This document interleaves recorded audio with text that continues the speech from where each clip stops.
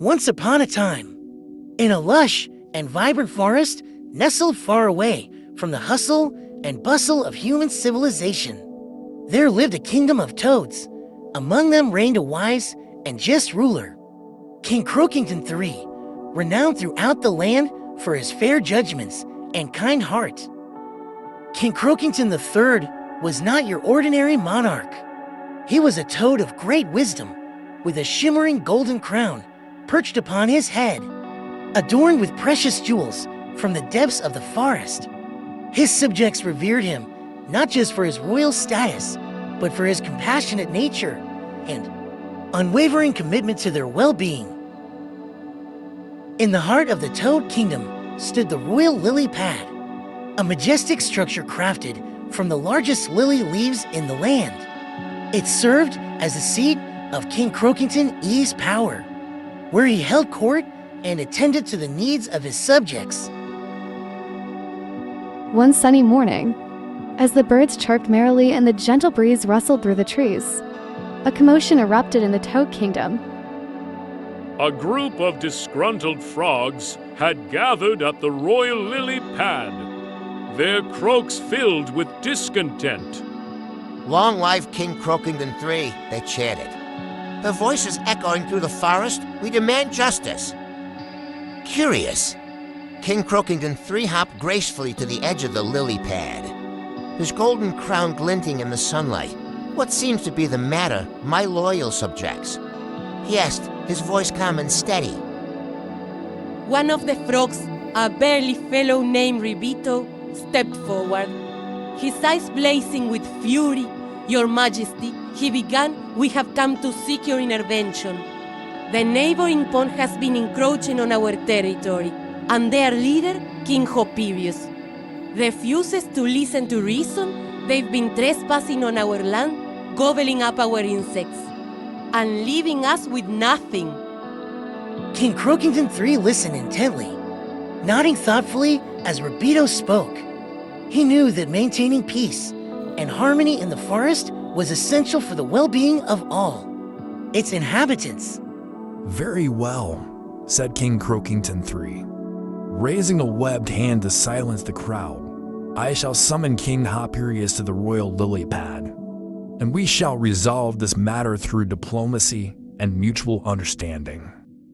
True to his word, King Croakington III dispatched his most trusted messengers to deliver the summons to King Hopperius. In no time, the neighboring pond's ruler arrived at the royal lily pad, accompanied by a retinue of frogs. King Hopperius was a formidable sight, with a crown of water lilies adorning his head and a regal bearing that spoke of authority. His eyes narrowed as he regarded King Croakington III, a hint of defiance in his gaze. "Greetings, King Croakington III," he croaked, his voice echoing across the clearing. What brings you to summon me to your court? King Croakington III inclined his head respectfully. "King Hopperius, we have gathered here to address the grievances of our respective kingdoms."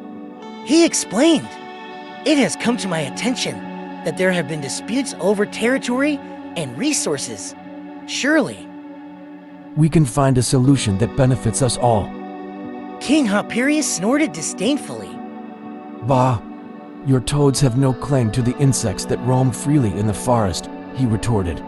"We frogs have as much right to them as you do. Why should we bow to your demands?"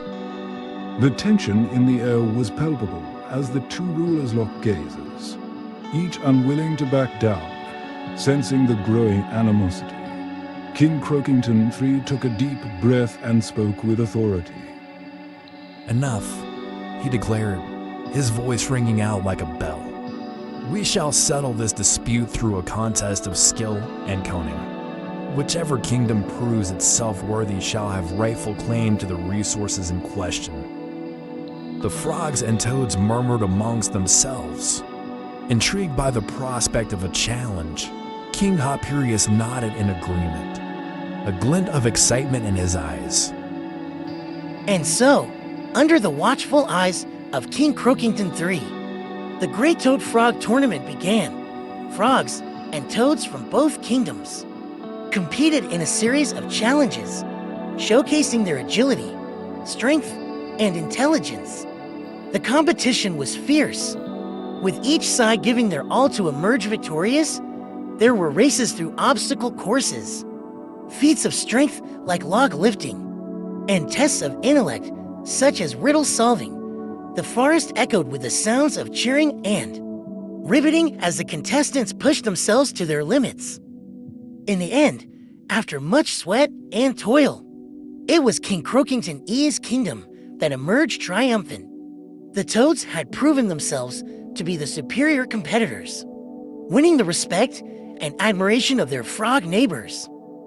With the tournament concluded, King Croakington III and King Hopperius met once more at the Royal Lily Pad to discuss the terms of peace. It was agreed that both kingdoms would share the resources of the forest equitably, ensuring a harmonious coexistence for generations to come. As the sun dipped below the horizon, bathing the forest in a warm golden glow, the toads and frogs gathered together in celebration. Under the wise leadership of King Croakington III, peace had been restored, and the kingdom of toads stood united once more. And so, with friendship and cooperation as their guiding principles, the toads and frogs of the forest lived happily ever after, their kingdom flourishing under the benevolent rule of their beloved king.